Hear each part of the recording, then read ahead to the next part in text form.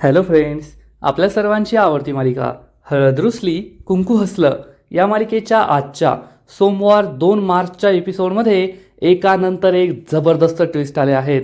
Friends, कृष्णाला बाळजाबाईच्या गुंडांनी डोक्यावर जोरात काठी मारली आणि त्यांच्या एका अड्ड्यावर कोंडून ठेवलं, खुर्चीला बांधून ठेवलं. आणि इकडे बाळजाबाईला असं वाटलं की कृष्णा आता काय येत नाही. आणि मग बाळजाबाईने दुष्यंतचे कान भरले.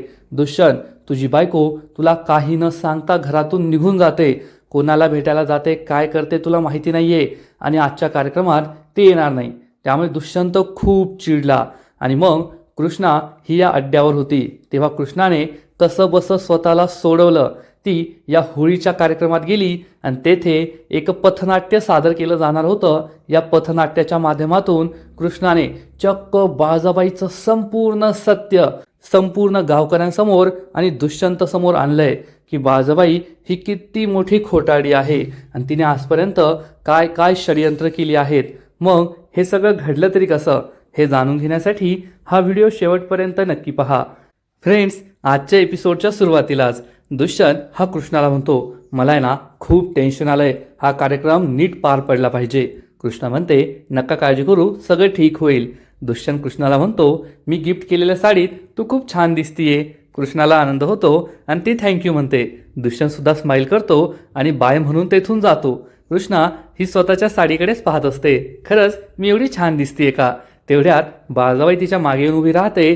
पण दुष्यंत परत येतो आणि कृष्णाच्या गालावर पप्पी देतो. त्यामुळे बाळजाबाईला खूप राग येतो. तर कृष्णा सुद्धा म्हणते, अहो हे काय करताय, मी आरती करत होते ना. तर दुष्यंत म्हणतो, मग हा माझा प्रसाद समज. आणि तो खूप रोमॅन्टिक होतो. कृष्णा लाजून म्हणते, दुष्यंत सरकार बस झालं. तर दुष्यंत म्हणतो, कार्यक्रमाच्या वेळेस वेळेत यायचं बरं का. आणि तो तेथून निघून जातो. कृष्णा खूप लाजते आणि दुष्यंतचाच विचार करत असते. बाळजाबाई तिच्या मागे असते. कृष्णा विचार करते, दुष्यंत सरकार तुम्ही तुमच्या आईचा प्रचार करताय कारण तुम्हाला तुमच्या आईचं सत्य माहीत नाहीये. पण तुमची आई कशी आहे ना, आज ते सत्य मी तुमच्या समोर आणणार, संपूर्ण गावासमोर आणणार. आणि या बाळजाबाईचा खरा चेहरा तुम्हाला जेव्हा समजेल ना, तेव्हा तुम्हाला खूप वाईट वाटेल, खूप दुःख होईल, हे मला माहिती आहे. पण तुमच्या भल्यासाठी आणि गावाच्या भल्यासाठी मला हे करावंच लागणार आहे. असा विचार करून कृष्णा तेथून जाऊ लागते. तेवढ्यात बाळजाबाई तिला हाक मारते, कृष्णे. कृष्णा थांबते आणि बाळजाबाईकडे पाहून स्माईल करते. बाळजाबाई तिला विचारते, कृष्णा झाला का स्वयंपाक? आज होळी आहे, देवाला पुरणपोळीचा नैवेद्य दाखवून झाला का? पण या किचनमध्ये फक्त पुरण शिजतंय की आणखीन काहीतरी शिजतंय? तर कृष्णा बाळजाबाईला उत्तर देते, कसं आहे ना सासूबाई, किचनमध्ये तर फक्त पुरणच शिजतंय, दुसरं काय शिजणार? आज होळीचा सण आहे ना, मग सगळं गोडगोडच व्हायला हवं. तर बाळजाबाई कृष्णाला विचारते, कृष्णे खूपच गॉड गॉड बोलायलीस तू, नक्कीच तुझ्या मनात काहीतरी कट शिजतोय. तर कृष्णा म्हणते, अरे वा बाळजाबाई, तुम्हाला तर माझ्या मनातलं कळतं, म्हणून तर मी तुम्हाला एवढं मानते की खरंच बाळजाबाईसारखं दुसरं कोणीच नाहीये. तुम्ही एकदम बरोबर ओळखलं. किचनमध्ये पुरणपोळी शिजतीये, त्याबरोबर कटाची आमटी शिजतीये आणि तुम्हाला कटाची आमटी तर खूपच आवडत असेल. आज आहे ना मी तुमचं तोंड गोड करणार आहे पुरणपोळीने आणि कटाच्या आमटीने. आता तुमचं तोंड गोड होईल की कडं होईल हे तर तुमच्यावरच अवलंबून आहे. बाळजाबाई चिडून म्हणते, कृष्णे कसं आहे ना, या घरची रीत आहे, अशा सणाच्या दिवशी थोड्या मोठ्यांचे आशीर्वाद घ्यायचे. तर कृष्णा म्हणते, हो मग या घराची प्रत्येक रीत पाळणार मी. असं म्हणून कृष्णा बाळजाबाईंचा आशीर्वाद घेते आणि विचार करते, बाळजाबाई मला आशीर्वाद द्या की आज मी तुमचं खरं सत्य, तुमचं खरं रूप सगळ्यांसमोर आणेल. परंतु बाळजाबाई कृष्णाला काही आशीर्वाद देत नाही. कृष्णाला सुद्धा समजतं या बाईकडून आशीर्वादाची अपेक्षा करून काही फायदा नाहीये आणि ती उभी राहते. बाळजाबाईला म्हणते, बाळजाबाई आरती घ्या. बाळजाबाई आरती घेते, नमस्कार करते. कृष्णा गणपती बाप्पांसमोर जाते आणि गणपती बाप्पांना नमस्कार करते, बाप्पा मला यश दे. आणि बाळजाबाई मनात विचार करते, कृष्णा तुला काय वाटलं, मी तुला आशीर्वाद देईल, तुला जे काही करायचंय त्यात तुला यश मिळू दे, कारण मी तुला असा आशीर्वाद देणारच नाही. तुला जर यश मिळालं ना तर माझं अस्तित्व संपून जाईल. आणि तू मला चॅलेंज दिलं होतं ना की फक्त 15 दिवसात तुमचं सत्य मी जगासमोर आणणार आहे. आणि आज तो 15वा दिवस आहे, शेवटचा दिवस. आजच्या होळीच्या कार्यक्रमात तू नक्कीच काहीतरी करणार आहे आणि मी ते तुला करूच देणार नाही, हे लक्षात ठेव. तू ना आजच्या होळीच्या कार्यक्रमात पोहोचूच शकणार नाही असा विचार बाळजाबाई करते. म्हणजे बाळजाबाईने एक जबरदस्त प्लॅन बनवला आहे की कृष्णाला होळीच्या कार्यक्रमात पोहोचूच द्यायचं नाही. म्हणजे कृष्णा बाळजाबाईचं जे सत्य समोर आणणार होती ते सुद्धा तिला आणता येणार नाही आणि त्याचबरोबर दुष्यंत आणि कृष्णाच्या नात्यावर सुद्धा मोठा घाव टाकता येईल. दुष्यंतला कृष्णाच्या विरुद्ध भडकून देता येईल. पाहिलं का दुष्यंत, तुझी बायको माझ्या प्रचाराच्या कार्यक्रमात नाही आली, ती तुझं ऐकत नाही.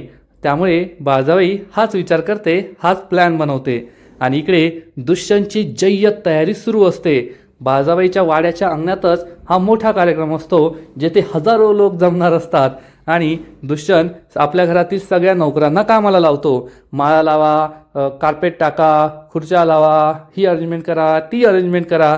तो नोकरांवर चांगलाच ओरडतो, अरे फक्त 2 तास राहिलेत आणि तुम्ही इतकं काय हळूहळू काम करताय, पटकन काम करा. सगळे नोकर पटापट काम करू लागतात. दुष्यंत विचार करतो, आज माझ्या मातोश्री खूप खुश होणार आहेत, त्यांचा हा प्रचाराचा कार्यक्रम एकदम जंगी होणार आहे. हा विचार करून दुष्यंत खुश होतो. तेवढ्यात दुष्यंतला दिसतं की बंब्या हा खुर्चीवर उभा राहून पताका लावतोय. दुष्यंत त्याच्या पाठीत जोरात फटका मारतो. बंब्या विचारतो, काय झालं आजी? तर दुष्यंत सांगतो, तुला मी काय सांगितलं होतं, तू सगळी साऊंड सिस्टीम पाहायची, माईकची व्यवस्था करायची आणि तू या पताका काय लावत बसलाय? तर बंब्या म्हणतो, ओ दाजी ते होऊन जाईल, हे काम बाकी आहे ना. तर दुष्यंत चिडून म्हणतो, ते होऊन जाईल नाही, दुसरी माणसं ती कामं करतील, आधी तू साऊंड सिस्टीमचं काम कर, मला ते लवकरात लवकर तयार हवंय. बंब्या म्हणतो ठीक आहे आणि तो ते काम करायला हो म्हणतो. दुष्यंत तेथून जातो. तेवढ्यात कृष्णा तेथे येते. ती ही सगळी तयारी पाहते आणि बंब्याला विचारते, काय रे बंब्या, झाली का सगळी कामं? तर बंब्या म्हणतो, कामच तर करत होतो, पण तुझा तो नवरा आहे ना, त्याने मला दुसरं काम लावून दिलंय. कृष्णा त्याच्याकडे रागारागाने पाहते. तर बंब्याला समजतं कृष्णा चिडली आहे. बंब्या म्हणतो, कसं आहे ना कृष्णा, मला दुष्यंत दाजींनी सांगितलंय की तेवढं काम कर. कृष्णा म्हणते, आत्ता कसं, चल सगळी कामं करून घे, असं म्हणून ती सुद्धा बंब्याला हकलून लावते. आणि तेवढ्यात एक गावकरी तेथे येतो आणि म्हणतो, कृष्णे चल लवकर, ते पाटील काका आहे ना, त्यांची गाय अडली आहे आणि आपले जनावरांचे डॉक्टरसुद्धा तालुक्याला गेले आहेत. तो आता जर वेळेत काही केलं नाही ना तर गाय आणि वासरू दोघांचा सुद्धा जीव जाईल. हे ऐकून कृष्णाला धक्काच बसतो. कृष्णा या गावकऱ्याला म्हणते, ठीक आहे, तुम्ही जा, मी येते मागवून. आणि कृष्णा विचार करते, आता काय करावं, गाय आणि वासराचा जीव जास्त महत्त्वाचा आहे. कार्यक्रमाला अजून थोडा वेळ, मी तोपर्यंत घरी येऊन जाईल. पण कृष्णाची एकच चूक होते, ती म्हणजे कृष्णा घरात कोणाला सांगून जात नाही. आता कृष्णाने दुष्यंतला किंवा घरात इतर कोणाला सांगून जायला हवं, पण कृष्णा तसं करत नाही आणि लगेचच या गावकऱ्याची गायीची आणि वासराची मदत करायला तिथून निघून जाते. बाळजाबाई लपून हे सगळं पाहत असते. म्हणजे हा सगळा बाळजाबाईचा प्लॅन असतो. हा गावकरी आणि मग ते गाय आणि वासराचा जीव धोक्यात आहे, हे सगळं नाटक असतं फक्त कृष्णाला फसवण्यासाठी. आणि इकडे बंब्या हा आपला माईक पाहत असतो आणि हा माईक अगदी 1 फुटाचा असतो. दुष्यंत हे पाहतो आणि विचारतो, बंब्या हे काय, एवढा छोटासा माईक, मी तुला म्हटलं होतं ना मोठा माईक पाहिजे, मोठा स्टँड पाहिजे. तर बंब्या म्हणतो, वय ना दाजी, मला सुद्धा कळत नाहीये आता या माईक समोर बसून बोलायचं की उभं राहून बोलायचं. दुष्यंत चिडून म्हणतो, माझ्याशी चेष्टा करायची नाही बरं का, मला इतका राग येतोय ना, मला 15 मिनिटांच्या हात मोठं स्टँड हवंय, जा लवकर इथून. बंब्या घाबरून तेथून पळून जातो. दुष्यंतला खूप टेन्शन येतं. बाळजाबाई तेथे येते आणि विचारते, काय झालंय दुष्यंत, एवढी चिडचिड काय करतोय? तर दुष्यंत म्हणतो, अगाई या लोकांशी असंच वागावं लागतं, नाहीतर तर कामच नाही करणार. पाहिलं ना किती गोंधळ घालून ठेवलाय, मला तर टेन्शन आलंय, कार्यक्रमाचं काय होईल? बाळजाबाई म्हणते, माझा लेक भूक तहान सगळं विसरून माझ्या कार्यक्रमाची एवढी छान तयारी करतोय, तर सगळा कार्यक्रम छानच होईल, मला काळजी करण्याची काहीच गरज नाहीये. दुष्यंत म्हणतो, हो आई. तेवढ्यात त्याला कुणीतरी बोलवतं. दुष्यंत तेथून जातो. तर बाळजाबाई म्हणते, दुष्यंत तू माझा कार्यक्रम यशस्वी कर, मी सुद्धा कृष्णाला दूर ठेवलंय, आता कार्यक्रम 100% यशस्वी होणारच. आणि इकडे कृष्णा त्या पाटील काकांच्या घरी पोहोचते. तर नेहमीप्रमाणे घराला कुलूप असतं, घरात कुणीच नसतं. कृष्णा आवाज देते, पाटील काका, अहो मी आली आहे, काय झाले तुमच्या गाईला आणि तुम्ही कुठे गेलात घराला कुलूप लावून? आणि तेवढ्यात 2 गुंड तेथे येतात. हे बाळजाबाईचे गुंड असतात, त्यांच्या हातात काठी असते. कृष्णा ही मागे वळून पाहते तर एका क्षणात हा गुंड कृष्णाच्या डोक्यात जोरात काठी मारतो आणि तेथेच कृष्णाला घिरी येते, तिला चक्कर येते आणि कृष्णा जमिनीवर कोसळते. कृष्णा बेशुद्ध होते. आणि इकडे कार्यक्रमाच्या ठिकाणी पथनाट्यवाले कलाकार आलेले असतात. बंब्यासुद्धा त्यांच्याबरोबर असतो. तेव्हा दुष्यंत या सगळ्या कलाकारांना समजून सांगतो, हीच ती जागा आहे जेथे तुम्हाला पथनाट्य साजरं करायचं आहे, सादर करायचं आहे आणि तुम्हाला जे काही हवं आहे ना ते तुम्हाला सगळं मिळून जाईल. काळजी करायची गरज नाही आहे. तुम्ही सगळी व्यवस्था करायची आहे. आणि बंब्याला सांगतो, यांना जे काही हवं आहे ना ते सगळं दे. बंब्या हो म्हणतो. या पथनाट्यवाल्यांना घेऊन तेथून निघून जातो. तेवढ्यात बाळजाबाई, मैनावती, दलपत तेथे येतात. बाळजाबाई पुन्हा एकदा दुष्यंतचं कौतुक करते. दुष्यंत, तू सगळं तहान भूक विसरून हे कामं करतोय. तर मैनावती म्हणते, हो ना, दुपारी सुद्धा धावत पळत जेवण केलं आणि आता सुद्धा काहीच खात पित नाहीये. मी तुझ्यासाठी काही बनवून आणू का? तर दुष्यंत म्हणतो, नाही काकी, आता मला काही जाणारच नाही. जोपर्यंत कार्यक्रम होत नाही ना तोपर्यंत मला चैनच पडणार नाही. एकदा का कार्यक्रम झाला मग आपण सगळे मस्त पुरणपोळीवर ताव मारूया. मैनावती आणि बाळजाबाई हो म्हणतात. बाळजाबाई विचारते, दुष्यंत, सगळी तयारी झाली ना? तर दुष्यंत म्हणतो, हो आई, आता 10-5 मिनिटात आपण कार्यक्रम सुरू करूया. आणि मी आता आवरून येतो. कृष्णा तयार झाली की नाही? तर बाळजाबाई मैनावतीला म्हणते, मैनावती, तुला काय वाटतं, जे माझ्या मुलाच्या मनात आहे तेच माझ्या सुनेच्या मनात असेल का? तिला असं वाटेल का की हा कार्यक्रम यशस्वी व्हावा, मी निवडणूक जिंकावी? दुष्यंतला धक्काच बसतो. दुष्यंत विचारतो, आई, तू असं का बोलतीयेस? तर बाळजाबाई म्हणते, काही नाही रे, तुला असं वाटतंय की कृष्णा घरात असेल, तयारी करत असेल, पण हा तुझा गैरसमज आहे. कृष्णा घरात नाहीये. हे ऐकून दुष्यंतला मोठा धक्काच बसतो. दुष्यंत विचारतो, असं कसं शक्य आहे? मी तर कृष्णाला म्हणालो होतो ती घरातच असेल, आवरत असेल. तर मैनावती म्हणते, नाही रे दुष्यंत, तुझी बायको घरात नाहीये. मी अख्खं घरभर शोधलं तिला, केव्हापासून ती घरात नाहीये, बाहेर गेलीये. दुष्यंतला कळतच नाही. दुष्यंत म्हणतो, नाही आई, मी तर तिला सांगितलं होतं घरातच थांब, ती घरातच असेल, मागच्या बाजूला असेल, मी तिला शोधतो. तर बाळजाबाई दुष्यंतला थांबवते आणि म्हणते, दुष्यंत, मी सांगते ना, कृष्णा घरात असती तर दिसली असती. मला तर तुझ्या बायकोचं काही कळतच नाही.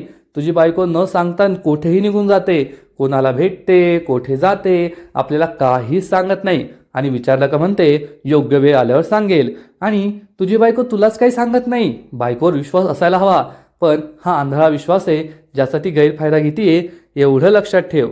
हे ऐकून दुष्यंतला खूप वाईट वाटतं.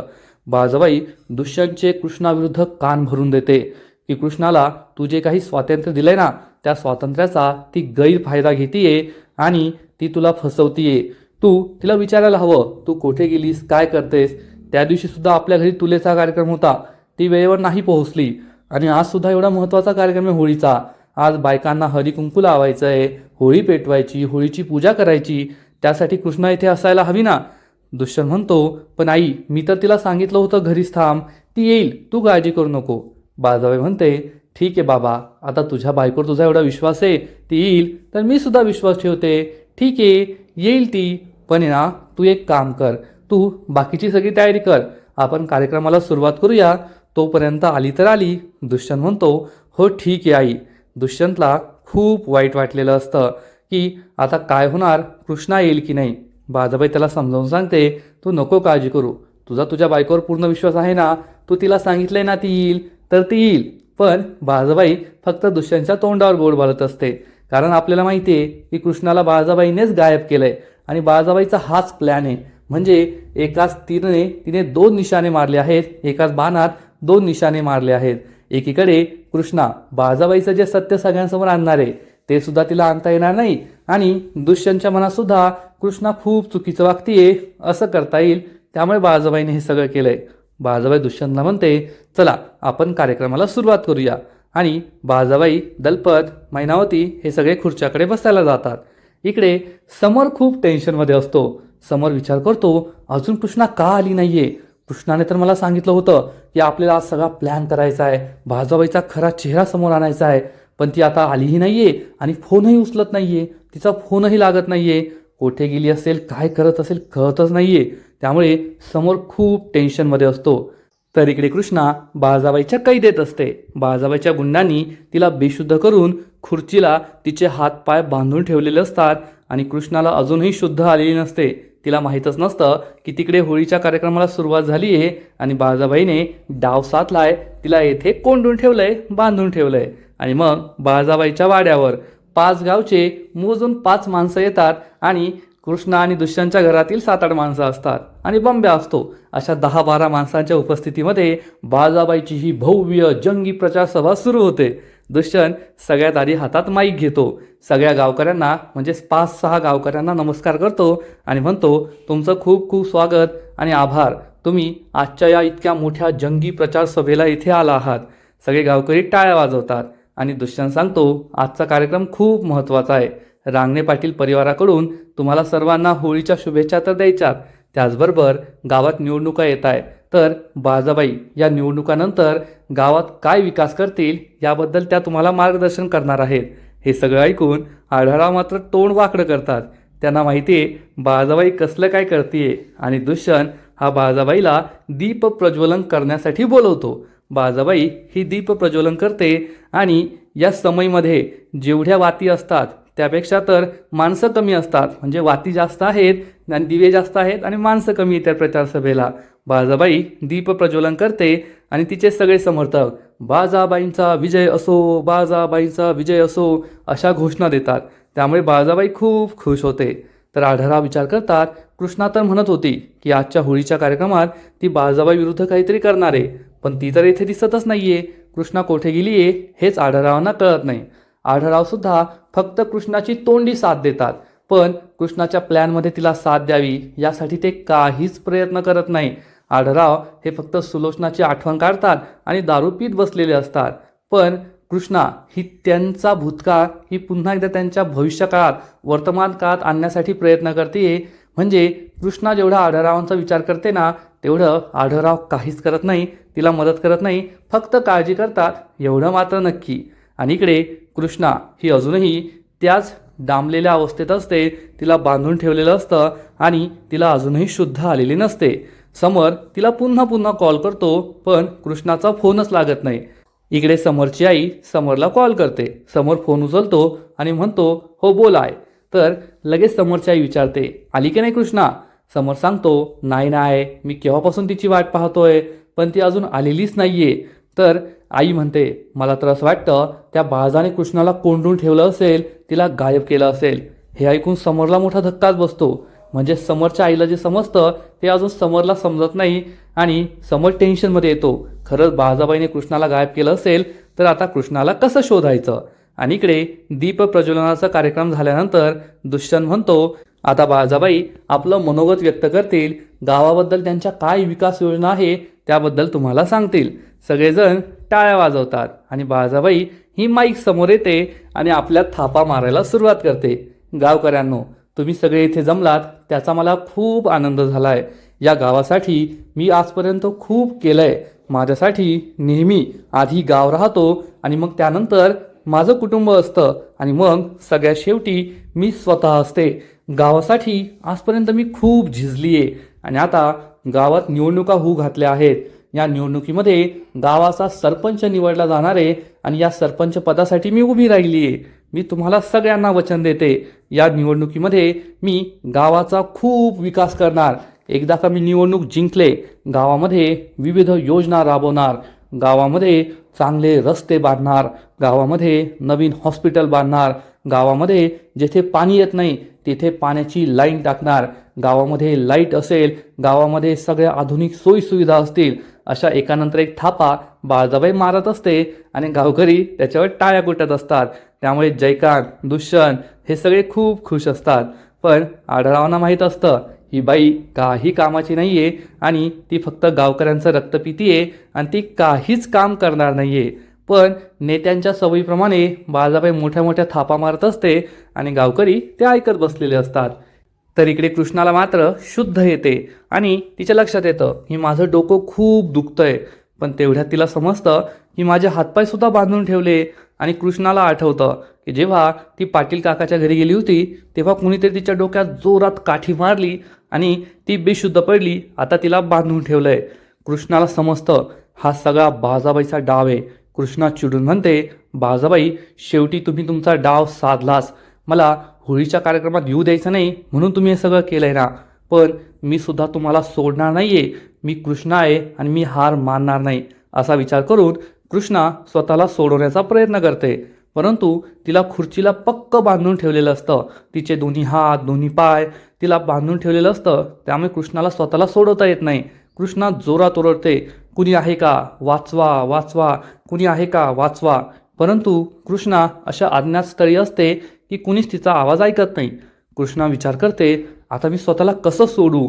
आणि तेवढ्यात कृष्णाला या रूममध्ये एक चटई लावलेली दिसते आणि या चटईवर मोठमोठ्या विळे असतात.